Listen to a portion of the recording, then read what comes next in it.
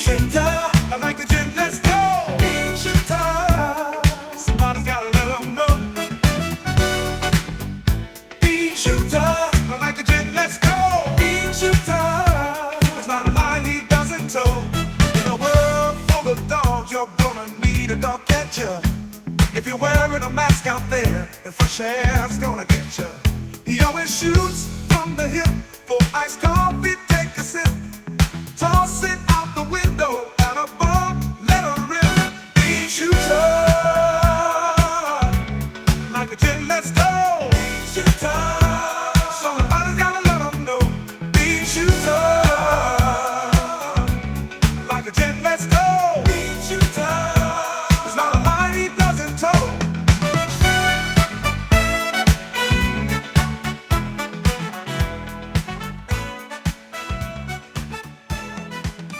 All right, man, it's been a minute. It's been a minute. And what number podcast is this? 67. 67. What do you know about that, boys? Imagine, that's my name 67. too. Steven Lacolla comes out to 6'7". Imagine that, Wow, huh? yeah. Stevie Lacolla. We got a special guest tonight. A lot of people, talk about him, especially anybody who lives within, like our friend Mark lives close to the North End, actually. He lives over the bridge in Charlestown, but he's, mentioned your name, Steve Lacolla. And I know you from the feast, St. Anthony's Feast. Yep. Carrying the, St. Anthony.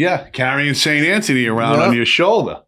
Last time I saw you, your shoulder was mashed from that. It was mashed. It was bad. And you've recently had a couple of videos on social media that have been widely circulated. Right? Yeah, I'm trying to do a little something. Yeah. And what's your Instagram again? Big Steve _617. Big Steve _617 on Instagram. And the 617 is a big thing because Steve is not a fan of people claiming the 617. Right. That are not from Boston. And they're claiming They're claiming Boston. And this really gets you going. Yeah, it does. It definitely gets me going because it's like people who are really from Boston that are trying to do something are getting weeded out because they got these people from out of town. Some bozo from fucking Winthrop. From God knows where. Like, they're claiming Boston and they're getting deals. They're going here, they're going there. And it's like, what's up? Like, I'm really from here. Like, let me get a shot. Yeah, can I eat? Can I live? Right. Free sandwich every now and then? No, I just want a little publicity. You know what I mean? Yeah. I just want a shot. That's all. And that's what we're doing here, Big Steve. Yep. So you grew up your whole life in the North End? Or? Born and raised. Really? Yep. Like a lot of neighborhoods in Boston, got a couple friends of mine here, Kevin and Mark. They're both from South Boston. He lives in Charlestown now. But, most of these neighborhoods like East Boston, South Boston, Charlestown, the North End, you just get priced out. They get gentrified. Yeah. The rents go up. Everybody, that have lived there for generations, there's not many that hang in there and don't sell out when the price of real estate went through the roof. Right. My friend Kevin here still lives in his childhood home. Right. They didn't, you lived there your whole life, right? That house? Yeah. They didn't fucking sell out, but most people do, when you buy a house for $40,000, $30,000, a triple decker in the 70s or 80s, and now you can sell it for, $2 million, $3 million, or whatever. Right. Most people go and there goes the neighborhood and the history with it. But the North End is still some. It's somewhat. They definitely kept the culture as much as possible. They're trying to keep the culture as much as possible. And what culture is that? That's the Italian, Sicilian, like straight off the boat, like family, community, structure, kids, all that. Like just how I grew up, how my parents grew up, when my grandparents came over from Italy, like they spoke Italian at home, but they taught their kids English. You know what I mean? They turned Americanized. because they were happy to be in America, but they kept their culture. That's the whole thing. Yeah, they didn't lose. They didn't lose their who culture. they were. Right, exactly. So your parents were born here, your grandparents. My great grandparents came on the boat. Two of my grandparents are actually born on the boat. Wow. And then they lived in the same house on Endicott Street. One side, my real grandmother died when she was 14, but she had 5 sisters. So they grew my mother up. And my aunt, we call her Mickey. Everybody in the neighborhood knew her. She was 4'10". Her hair was this high. And she was legitimately a gangster. Like We need photos.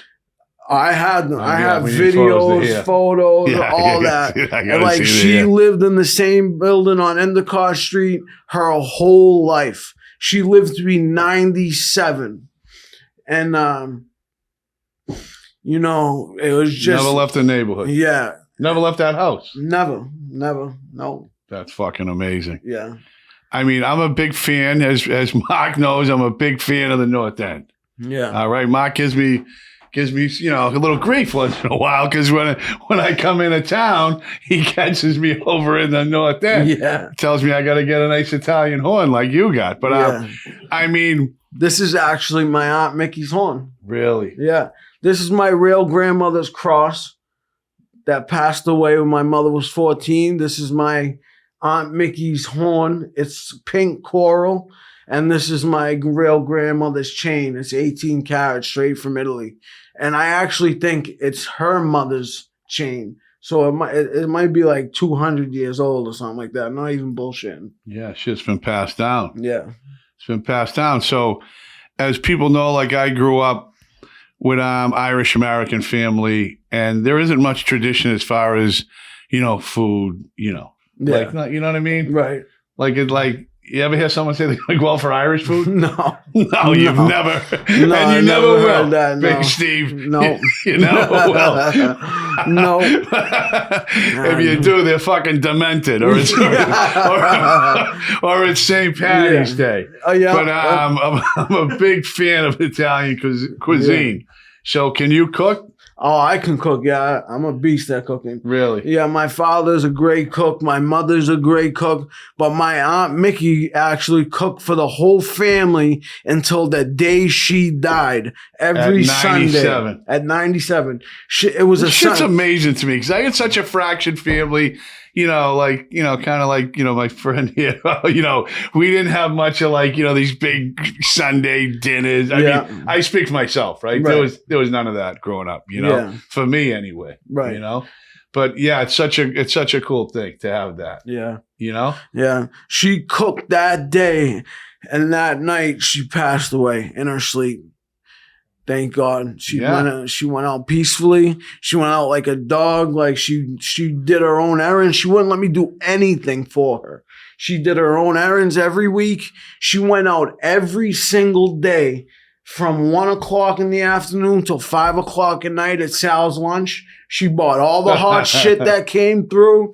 Anything that was hot, she bought it. I still have... Who was the guy on there that used to buy all the hot shit? Biffo. Yeah, Biffo. He just passed away, too, at 98. I made a few trips down there, so... He was either 98 or 99 he died. He just recently he used to buy all the pop his trunk. Yeah. Now, okay, we still have Prilosec that she bought from him. No bullshit. And I might have brought that Prilosec to Steve.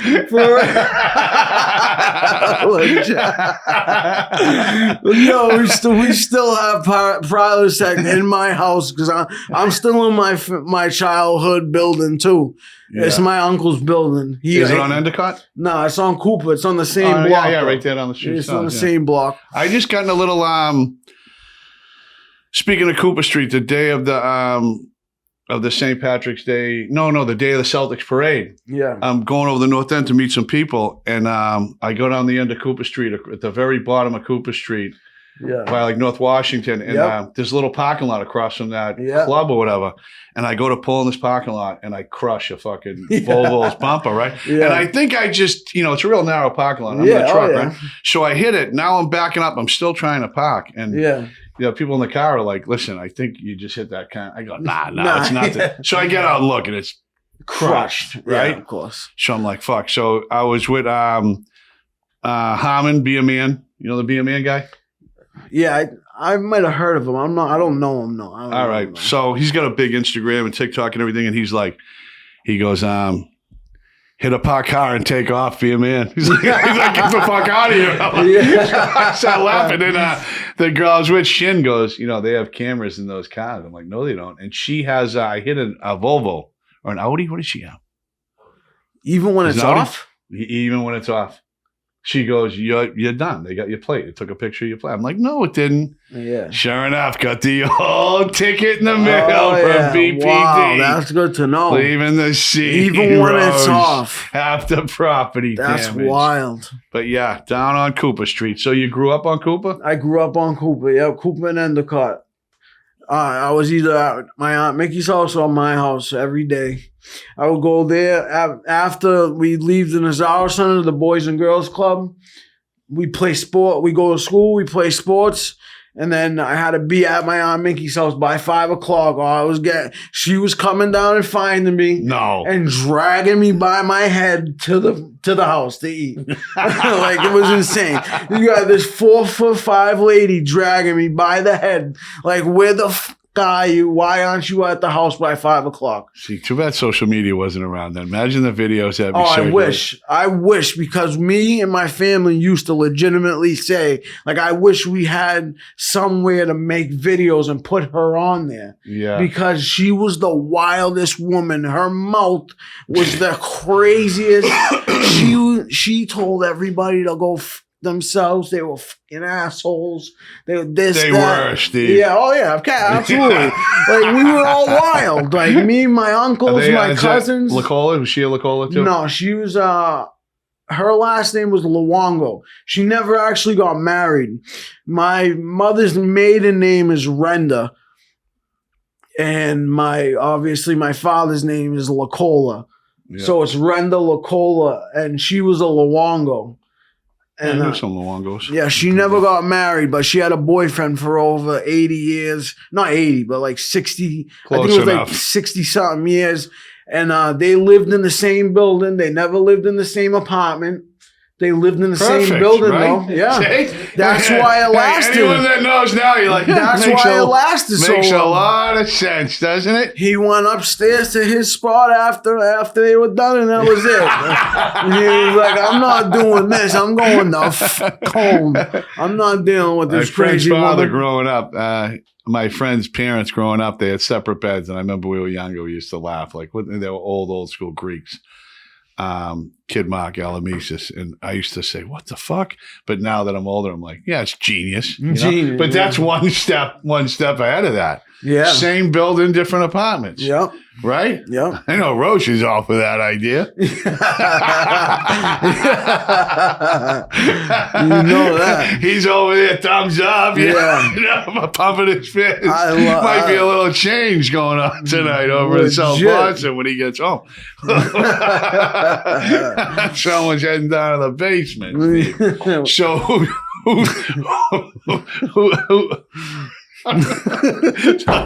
sorry, Mel. Who took over the cooking? So my mother took over the cooking. All right. My mother took over the cooking. She cooks for us every Sunday, but like the whole family, they come over once in a while. It's not the same. It's not the same, but they try to keep it the same. You know what I mean? They definitely come over. We have as many people over as we can on Sundays. But my mother cooks for us every Sunday. She makes a gravy. We call it gravy because we put meat in it. Well, You know what I'm saying? We Roche, huge gravy guy. yeah, we put the meatballs, we put pork, we put spare ribs, we put sausages. That's why we call it gravy, because it's not just red sauce. It's not just marinara sauce. Like, We put everything in there. That's why it comes out so good and it's thick.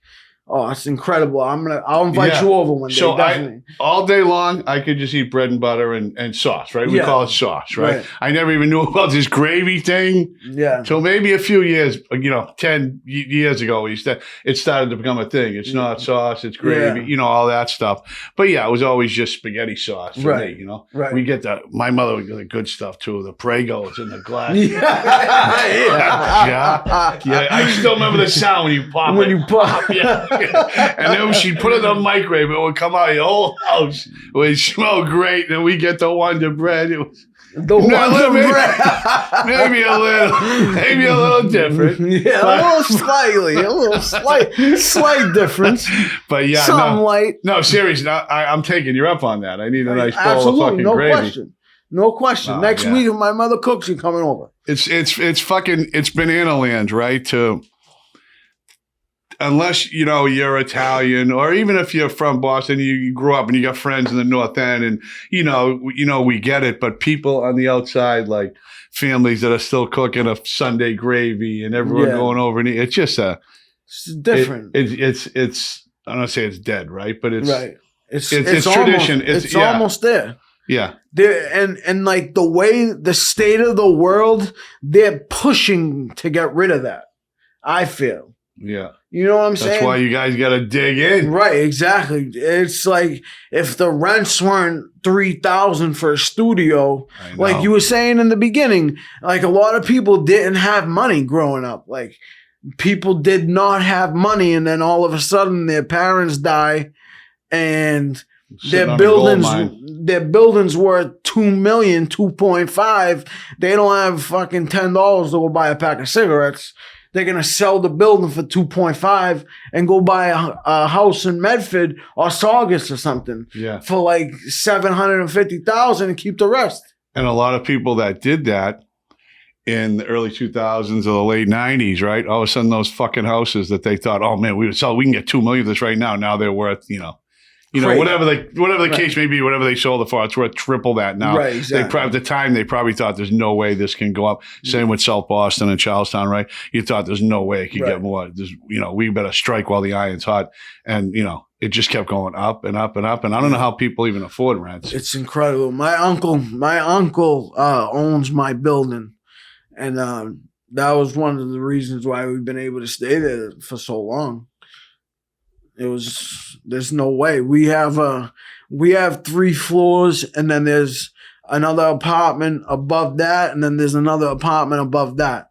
Wow. So it's like that's a big money building. Anybody else left on your street you grew up with? A couple. There's a couple. The dude Flash, my boy Flash, he runs Politically Incorrect Food Tour. All right. He's there. Shout out Flash. Mark from the corner store. You know the corner store? Of course. They closed that. Shout out Mark. Yeah. There's Benny and Antonella and Orazio. They live at the top of the street. They've been there forever. My uncle owns a building a couple doors down. His wife and their families live in there. So there's still some people left. There's still left on that block. Endicott Street is more. There's more on Endicott Street. Yeah, I would say than Cooper Street because it's a smaller street, and Endicott was like it was the main street for our side of the North End. Yeah, and there's still a good amount of families down there, but I mean even there, it's dwindling. I mean it's dwindling. It's sad. Because you come out, this is before, like my generation was the last generation to grow up. I'm 35. Going to school, growing in the neighborhood. Going like with no phones, no none of that. Like we go to school, we meet on Saturdays, we meet up in the park at 12 o'clock. We do whatever. And like they come by, they yell, we whistle.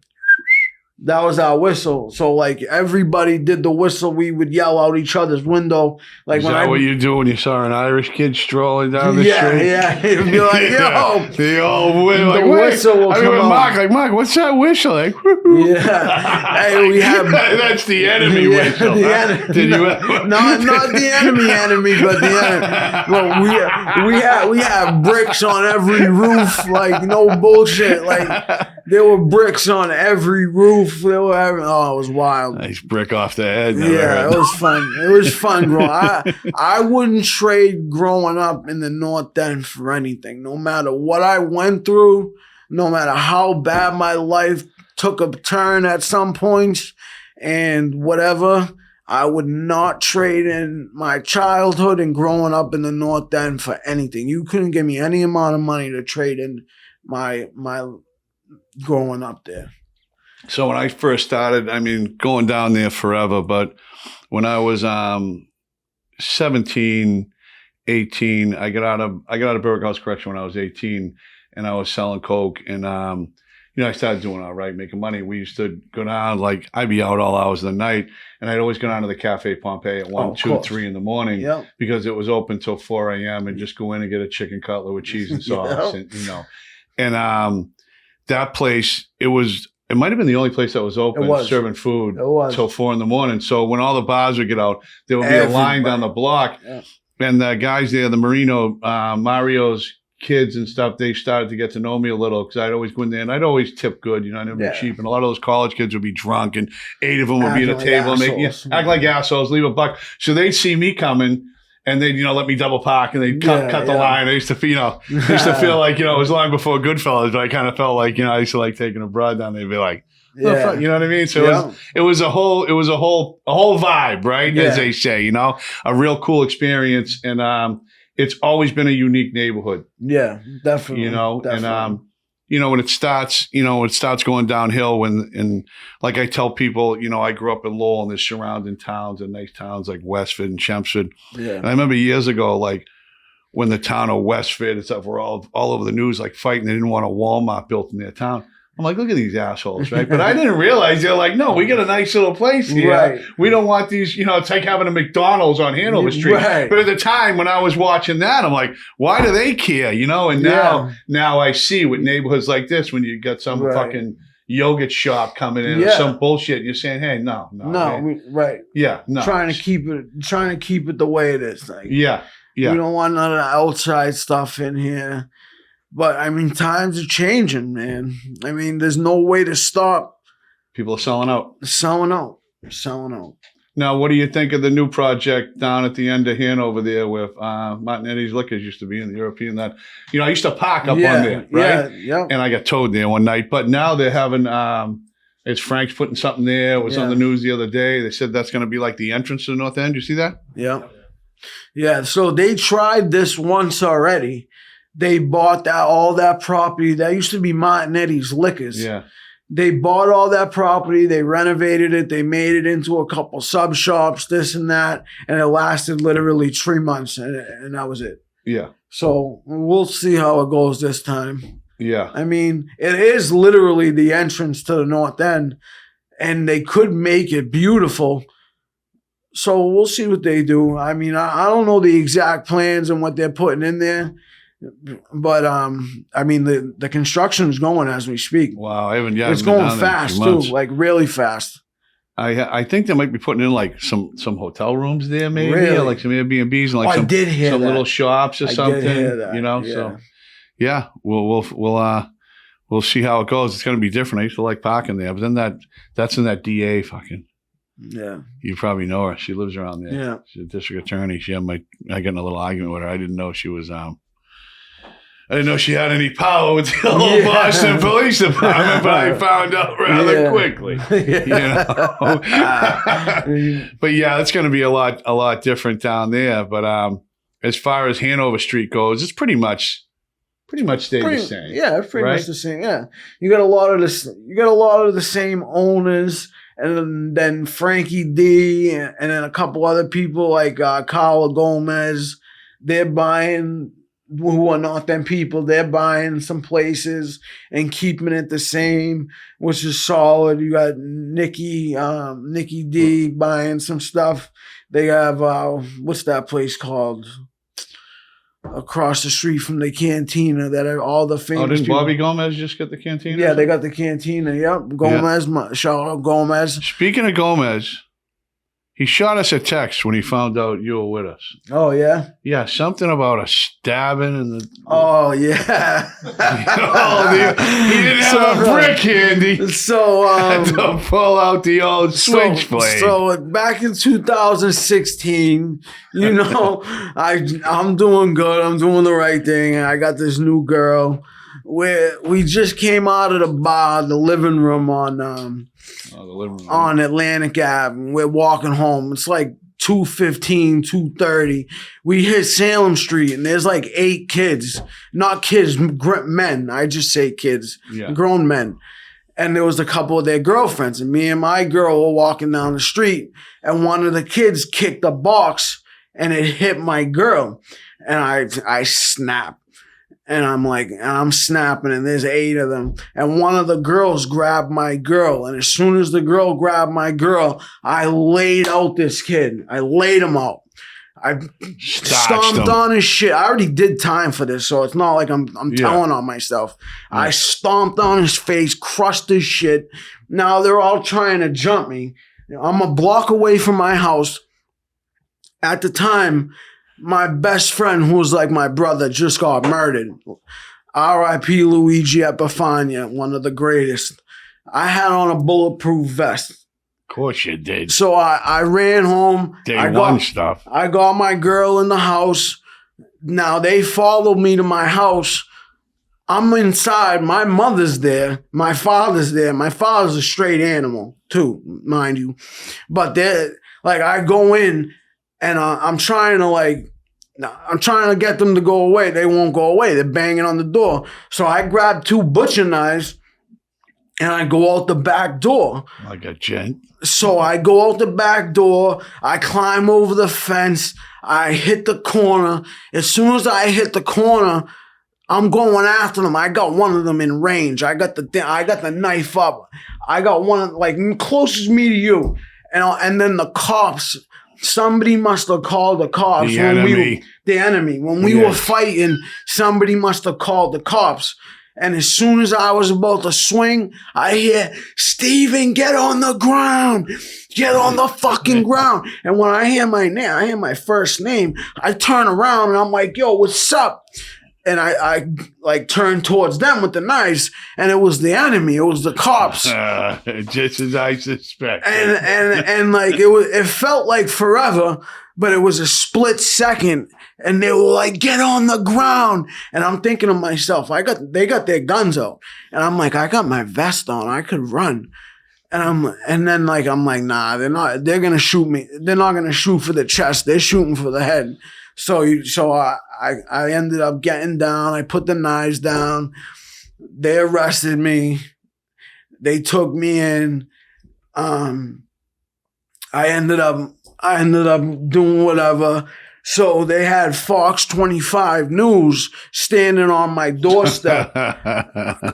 Crystal Haynes standing on my doorstep for 3 days, trying to get people to talk bad about me. And that's a tough assignment on fucking Cooper Street, my friend. Shout out all the people in the North End, because not one person said anything bad. So listen, back to the thing with Crystal Haynes on your door and everything. Yeah. Where were the people from? I'm not sure where they were from. They were from out of town, but they did not testify because that's what I was going to say. They called the cops. I was thinking they were right there. Yeah. No, they didn't, huh? No, they one of them might have, I don't know if they called the cops, but they wouldn't testify. They said they were scared of retaliation. Good. So I'll take that. Yeah. I'll take that. No notch on the belt. Yeah, you know that. I got a bullet for almost killing 7 people. So people don't know a bullet is 1 year. 1 year. In the Suffolk County House of Correction. Shout out Phil Tracy. Let's go, Phil Tracy. Phil got you a year, huh? Yeah. What'd you do on that? 8 months? No, I do the whole. I always usually end up doing my whole bit. Yeah, me too. Unfortunately, it wasn't much of a good time, guy. Yeah. Me and Roche met back in the day. Me and Roche met back in the day. South Bay. Before the boogie down, but then we met back up in the boogie down. So I'm in there. I'm miserable. I just got 18 months, my first bid. I'm 20 or 21. I'm like 165 pounds soaking wet. Usually I'm like $185, like 190. I'm hurting. I'm in the infirmary. You know how they put people in the infirmary the first couple of days? So there was this dude, Eddie Ray. He looks like the dude Debo. No bullshit, no lie. Everything I love, he looks like the dude Debo. Roche. He looks like the. He thinks Roche he looks. Confirmed he it. look. He thinks he looks like the dude from Green Mile. I say Debo. Same shit. Yeah. Yo, so I finally fall asleep. It's day 2. I finally fall asleep. He's banging on the door. I'm like, yo. He wakes me up. I'm like, dude, shut the fuck up. He's like, what'd you say, little bitch ass white boy? Oh, no. I'm like, oh, God, here we go. I'm like, let me get down off this bunk. He's like, go ahead. He's like, you serious? Go ahead, get off this bunk. I get down. I hit him a missile. I hit him a straight missile. And usually, like, I'm not saying I'm tough or this and that, but like I got a missile. Like if I'm not 165 pounds hurting, like I got a shot. And this dude just looked at me, and I'm like, oh, fuck. He hit me a left. His hand was the size of my face. He hit me a left, crushed me. I go back. I didn't go down, but I go back a couple steps. My nose opened up. There's blood everywhere. I just put my head down and I start throwing. And he bear hugs me and he's like, hey, yo, kid, stop. He's like, stop before I hurt you. And I'm like, all right, you got that. Yeah. I'm like, you got that. Gave you an out, you took it. Yeah. I'm like, you got that. We shake hands for the next 3 hours. I'm standing over the toilet with my nose leaking blood. Don't want the cops to see. We clean up. I clean up the floor. He helps me clean up. I'm standing over the toilet. Finally, I get my nose to start bleeding. The next morning, the nurse comes in. They give you your meds or whatever. I got little black eyes, and they're like, yeah, you didn't look like you had black eyes when you came in. I'm like, no, I had them when I came in. They're like, no, you didn't. Let me see your ID. And I'm like, excuse me. I show them my ID, and there's no black eyes. Excuse me. So they take me to the box, and they're trying to get out of me. They're like, who did this, blah, blah, blah, what happened? And I'm like, no. No, nothing happened. I walked into a bunk. That's what happened. So whatever. I'm in the box. I come back. I go to 3-1 in South Bay. They call that the jungle. And this was in 2011 or 2012 when it was still really the jungle. 3 mans to a cell. Like, it was insane. I had 2 huge black eyes.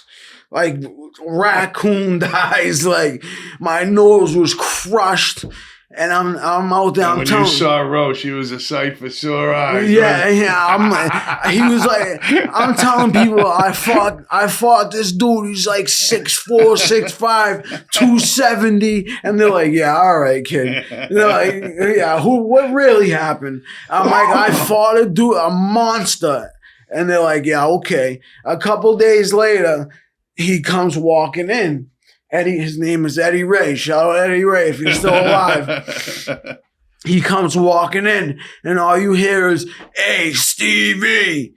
And I'm like, oh, God, here we go. Here we fucking go. He's like, nah. He's like, I walk around here calling dudes punks and bitches all day. No one does nothing. He's like, you're the only one who ever did anything. He's like, white, black, Spanish, I don't give a fuck. They fuck with you. They fuck with me. I want everybody to know that. And from that on, Eddie Ray was my boy.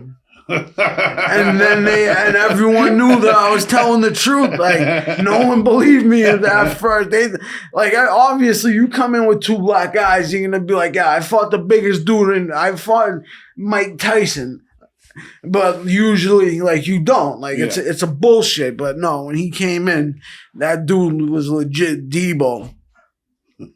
And they seen that I wasn't bullshitting. Where was he from? He's from Castle Square. He was from Castle Square. And you want to hear a crazy, crazy story? Years later, my mother works at a jewelry store. This guy, huge black guy, comes walking in with a bald head, comes up. He's like, yeah, I'm coming to pick up some jewelry for my mother. And my mother's looking at him. She's like, this gotta be this guy. No. He hands her a slip and it says Eddie Ray on it. And it's him. And she goes, Eddie Ray? And he goes, yeah, why? This dude did 20 years straight upstate. He was a boxer. Like, this dude's a straight animal. Like, he slept on the steel. He didn't sleep on a mattress. He slept straight up. I was talking to someone the other day. I was talking to Shin about that, where a lot of guys up in Walpole will take the mattress and put it under the bed and sleep on the metal. Yeah, I don't understand. Mattresses are bad for your back. I'm like, yeah. So is steel. Yeah, a lot of them do. It's a weird thing. I don't understand it, but yeah. Fuck that. I need a double. Need a nice mattress and a pillow. I need a double joint. But yeah, you see that. A lot of fucking wackos do that. Hey, so he hands her a slip. It says Eddie Ray. And my mother, she goes, Eddie Ray, huh? We need Eddie Ray on the pod, huh? Yeah. Hey, and he goes, yeah, why? And he goes, you know my son. And she goes, who's your boy? He goes, Steven Lacolla from the North End. And he goes, oh, that's your boy? Yeah, that's my dog. He's like, how's he doing? And she's like, yeah, he's doing good. Imagine that. Like, years later, he walked into where my mother works, and they ended up meeting. It's crazy. What do we got on the wrist? St. Anthony? No, I got St. Benedictus on the wrist. All right. Keeps the demons away. It's a good guess, right? St. Anthony? Yeah, I'm a member of the St. Anthony Society. My mother and my aunts, for some reason, whenever they lose the keys, when I was a little kid, pray to St. Anthony. Yeah. I don't know what that's about, but that was the thing in my house. Pray to St. Anthony when they lost something. St. Anthony, come around. Something's lost that can't be found. There you go. It works every time. I swear to God. Every time it works. No bullshit. Yeah, losing keys, everything. When I was a little kid. Pray to St. Anthony. Like, what? Yeah. Yeah, so I should have kept that alive with my kids, but no, I'm not good with the fucking tradition. Well, now you got it. St. Anthony, come around. Something's lost that can't be found. There we go. And it works every time. I'm going to be saying it Sunday, and I'm going to find a nice bowl of gravy. Yep. Legit. As soon as I get home, I'm calling my mom. We're having shooter over this weekend. Maki, Roche. We'll have we're doing it. We'll do it this weekend. Nice. You know what I never realized? About the feast, St. Anthony's feast, and the other feast. St. Anthony's the biggest, obviously. Yeah, the biggest, yeah. I never even thought about the money it generates in the neighborhood and the money it brings in, period. Like, all those booths, people. Yeah. I never even stopped to think, each person pays to have their little booth here to sell this and sell that. Like, I never thought of everything, that goes into it. But then I'm like, holy shit, that's a fucking... It's a nice little thing they got going on, whoever runs it, St. Anthony Society or, St. Joseph Society, whatever feast they got going on. Yeah. What's the biggest, Fisherman's and St. Anthony's? St. Anthony's are the biggest, and then the Fisherman's, and then there's Madonna della Cava and St. Agrippina. And then they started St. Joseph's again. When I was a kid, they had one every weekend of the summer. But now there's 4. Now, what do you think of, and obviously, right, I'm sure the North End people agree with it and stuff, because, I get it, but I look at both sides like keeping the kids out and cotton people. But I know they go in there drunk and idiots go and start fights and stuff. And I'm like, when they're fucking setting up sawhorses and IDing people to get in, I'm kind of like, this sucks. You know what I mean? I literally didn't go to any of the Hanover Street feasts because I refused to get ID'd in my neighborhood where I've been by some fucking bozo that I've been going my whole life. I know everybody who's in the club. Like I refuse to do it. Like I'm not doing it. And the first one, St. Joseph's, I walk right by them. Like listen, buddy, I'm not doing it. Like call the cops if you want. I'm not giving you my idea. I'm from here. And I can relate to it. Like if I'm alone, someone's carding me to go in somewhere, like, you and Salty. You know what I mean? Like, get the fuck out of here. You know what I mean? Coming here my whole fucking life, doesn't it? Get the fuck out of here. But you know what it is? There's no young and North End kids to keep these kids out anymore. You know what I'm saying? Back in the day, like we would crack any boys that would come through. Yeah, pissing on these fucking houses, they wouldn't trouble. They wouldn't even be allowed past Cross Street. Yeah. Like only girls would be allowed. Even before phones. Like we'd get the word in the park. There would be crews of kids everywhere. Yeah. So like there were no, unless you knew us, unless you were invited, like only the girls came. Yeah. There were no boys. There were no kids. Well played. Big Steve. Of course.